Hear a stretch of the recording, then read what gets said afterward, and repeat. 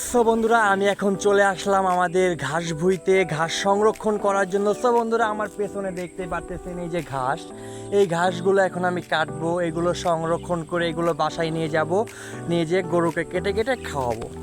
So বন্ধুরা, এই যে দেখতে পাচ্ছেন এই যে কাঁচি, সেই কাঁচিটা দিয়ে কিন্তু এখন আমি এই ঘাসগুলো সব কাটবো। সো বন্ধুরা, অলরেডি যারা ভাবতেছেন ঘাস কাটা মানে শুধুই কাঁচি চালানো, সো বন্ধুরা আসল কাজ তো তারাই বোঝে যারা এই তীব্র রোদের ভিতরেও ঘাস কাটতে মাঠে নামে। সো বন্ধুরা, আজকের রোদটা যেন আলাদা, গায়ে আগুন ধরিয়ে দিচ্ছে, তবুও থামা যাবে না, অনেক ঘাস কাটতে হবে।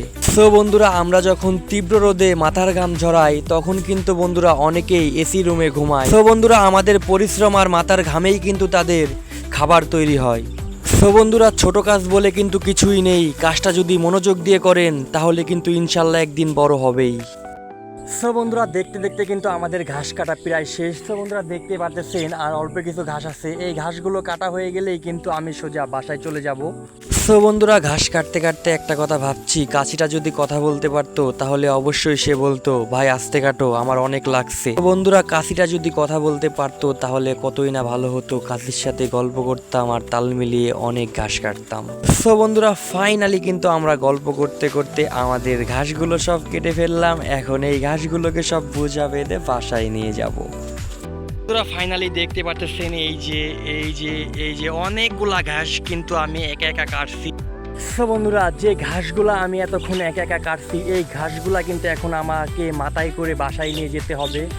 সো বন্ধুরা, ফাইনালি আমি কলার ছুটা কিন্তু কেটে নিয়ে চলে আসছি, এখন ঘাসগুলোকে আমার বোঝা বান্ধার পালা। সো বন্ধুরা, এখন আমি ঘাসগুলো বোঝা বাঁধবো, বোঝা বেঁধে এই ঘাসগুলোকে এখন আমি সোজা মাথায় করে কিন্তু বাসায় নিয়ে যাব। সো বন্ধুরা, আমাদের এই মাঠে রোদ লাগে, গা ঘামে, তবুও অনেক শান্তি আছে। সো বন্ধুরা, শহরের মতো এত ব্যস্ততা নেই, আছে প্রাকৃতিক নীরবতা। আর সারাদিন এই তীব্র রোদের ভিতরে ঘাম জড়িয়ে নিজের সাথে নিজের কথা বলা। তো বন্ধুরা, এই তীব্র রোদের ভিতরে অনেক কষ্ট করে বাসায় নিয়ে গিয়ে এই ঘাসগুলোকে যখন গরুকে খাওয়াবো তখন আর কষ্টটা কিন্তু কষ্ট মনে হবে না, এটাকে অনেক আনন্দময় একটা পরিশ্রম মনে হবে। তো বন্ধুরা, গল্প করতে করতে কিন্তু আমাদের ঘাসের বোঝাটা কিন্তু বাঁধা হয়ে গেছে, এখন এটা বাসায় নিয়ে যাবো। সো বন্ধুরা, আমাদের ঘাসের বোঝা কিন্তু অলরেডি একটা বাঁধা হয়ে গেছে। সো আরেকটা ঘাসের বোঝা কিন্তু আমরা অলরেডি বাঁধবো। তো বন্ধুরা, ফাইনালি এই যে আরেকটা কলার ছোটা কিন্তু আমি হাতে নিয়ে নিয়েছি। সো এই ছোটাটা দিয়ে কিন্তু লাস্টে আরেকটা বোঝা আমি বাঁধবো।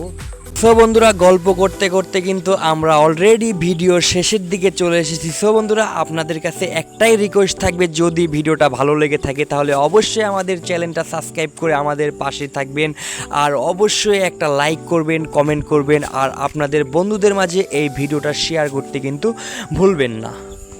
সো বন্ধুরা, এরকম আরও নিত্য নতুন ভিডিও পেতে অবশ্যই কিন্তু আমাদের চ্যানেলটা সাবস্ক্রাইব করে আমাদের পাশেই থাকবে।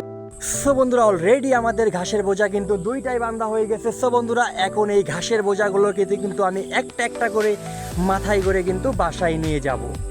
তো বন্ধুরা, এখানে কিন্তু আমি অনেকবার আশেপাশে খেয়াল করছি কোনো লোকজন আছে কিনা, আমার একা একা এই ঘাসের বোঝাগুলো তুলতে অনেক কষ্ট হয়েছে। তো অনেক কষ্ট করার পরে কিন্তু আমি মাথায় তুলে ফেলছি, এখন এই বোঝাটা কিন্তু আমি বাসায় দিয়ে আসবো। সো বন্ধুরা, অলরেডি কিন্তু আমি একটা ঘাসের বোঝা অলরেডি আমি বাসায় নিয়ে চলে গেছি। আরেকটা ঘাসের বোঝা আপনারা দেখতে পাচ্ছেন, এই যে আমার পেছনে আরেকটা ঘাসের বোঝা আছে। সো বন্ধুরা, এই ঘাসের বোঝাটাও কিন্তু এখন আমি মাথায় করে সোজা বাসায় নিয়ে চলে যাব। সো বন্ধুরা, অনেক কষ্ট করার পরে কিন্তু আমি আগের বোঝাটা বাসায় দিয়ে আসছি, এখন এই বোঝাটা অনেক কষ্ট করে মাথায় তুলছি, এখন এই বোঝাটাকে আমি সোজা বাসায় নিয়ে চলে যাব।